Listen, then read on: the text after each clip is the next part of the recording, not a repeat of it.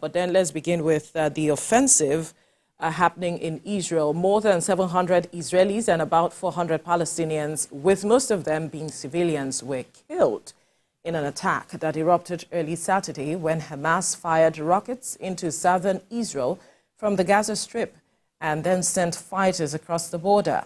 The Prime Minister of Israel, Benjamin Netanyahu, says he has predicted a long and difficult war. And a military spokesman hinted that the country may try to take full control of Gaza. President Joe Biden of the United States now say they may open up diplomatic relations. And still talking about Joe Biden, he has said that every support needed should be given to Israel in this time. He went ahead to, make a list of some things that can be given to Israel to addressing this matter of the conflict between Israel and Gaza. And it must be said that this is the worst onslaught that Israel has suffered in 50 years. And so far, there has been recorded 700 deaths and over 1,500 injured. And a Hamas spokesman claimed that the number of Israeli hostages taken is, quote, many times greater than what Netanyahu thinks. Israeli Prime Minister Benjamin Netanyahu, like I mentioned earlier, has said that they were at war. It's very sad, the fact that we're having to talk about people, casualties in the Israel-Palestinian conflict. It's been something that's been on for, several years, since 2006, talking about all of the issues. But I would like to approach this by starting with the Thomas Hobbes' Leviathan theory, book that he published in 1660, where he said, no art, no letters, no society, and which is, worst of all, continual fear and danger of violent death, and the life of man, solitary, poor, nasty, brutish, and short. And that is the situation we are having in Israel-Palestinian conflict, which has been ongoing military and political conflict in the Levant, that in the mid-20th century as one of the world's longest and continuing conflict.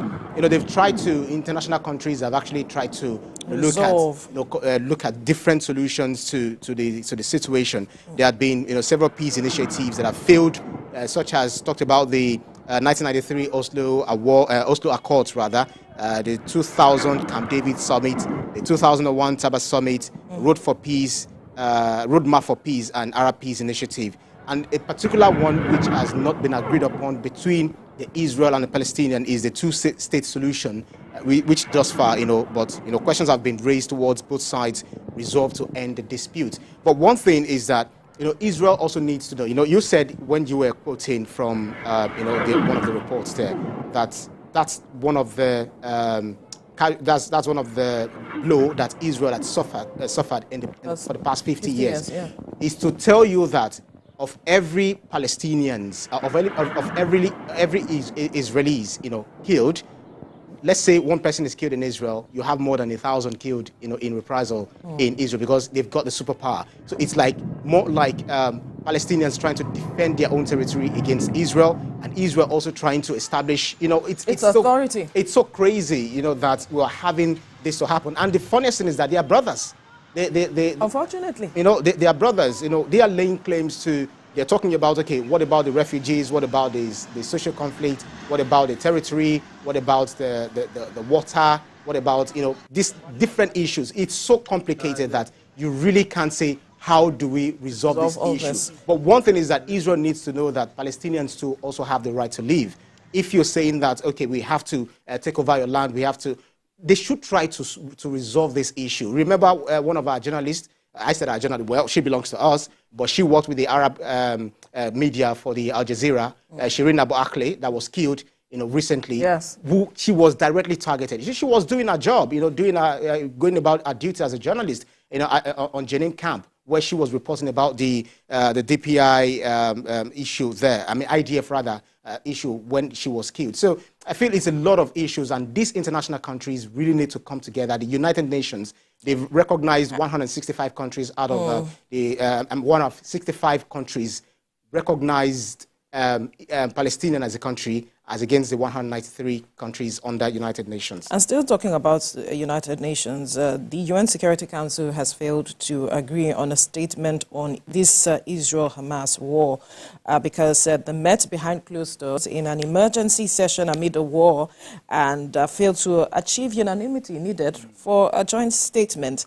The U.S. had called on the Council's 15-member to strongly condemn Hamas, but diplomats said the members led by Russia were hoping for a broader focus than condemning the Palestinian armed group. And I think that is ideal. Look at the broader focus than just condemnation of the whole crisis. What are the issues? Let's look at the issues before we just make a blanket statement. That's right. That's what the U.S. Security Council is saying. And it was said that the council met for about 90 minutes, had a briefing from the UN Middle East Peace Envoy Tor Wensland, but no agreement has been reached thus far. And then we also hear that Asian airlines have cancelled flights to Israel. Several airlines in Asia have cancelled their flights to Israel because of this security situation in the country there. And we also saw AU, Nigeria, Saudi Arabia, other countries urging a ceasefire over this matter as the death toll hits over 1,000 as we speak right now, because the offensive is still going on, a number of casualties still being seen. It is being reported that more than 100,000 people have been displaced in Gaza as it is. And so as much as we don't know how loud these voices talking about AU, Nigeria, Saudi Arabia may be urging for a ceasefire, it is good that we are hearing something from them. Absolutely. You talked about, some of the issues that they're actually, some of the key reasons why we're having the conflict in Palestine is the historical disputes, stemming from, ages, talking about the land and heritage. They talk about nationalism, borders and territory, refugees, security concerns, international involvement. You talked about Saudi Arabia, and so everyone is taking sides, and that even makes makes it more complicated. Where you see the Saudi Arabia, standing behind Palestine, supporting Hamas. And you also have even the Palestinians to themselves. They are divided along political lines, where you have the Hamas and the Fatah. So Hamas, taking over the legislative arm, and the Fatah also,